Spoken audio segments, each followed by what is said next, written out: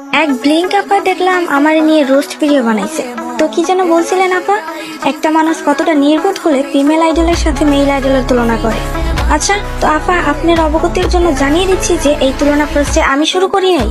আপনাদেরই ব্লিঙ্ক ফ্যান্ডমের কিছু ব্রেইনলেস ব্লিঙ্করা শুরু করছিল। তারা জেনির সাথে বিয়ের সৌন্দর্যের তুলনা করে বিকে অপমান করছিল। তো আপা তখন আপনি কোথায় ছিলেন? চাঁদের দেশে বেড়াতে গেছিলেন নাকি? আর আমি ফিমেল আইডলের সাথে মেল আইডলের সৌন্দর্যের তুলনা করি নাই।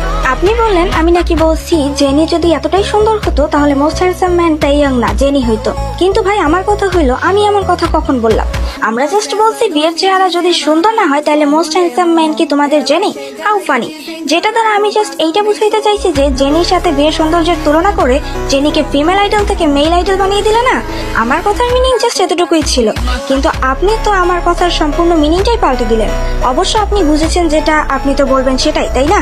আর কি যেন বলছিলেন, এলাকার মানুষই পাত্তা দেয় না তাই ব্লিঙ্কদের রোস্ট করে পাত্তা নেই। তো মামনি আপনি কি আমার পেছনে চামচামি করতেছেন নাকি?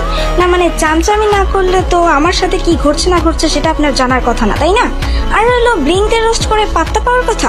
তো একটা কথা সবসময় মনে রাখবেন, বিটিএস আর্মিদেরকে তাদের টাই পাত্তা দেওয়ার ক্ষমতা এক বিটিএস ছাড়া দ্বিতীয় কারোর মধ্যে নাই।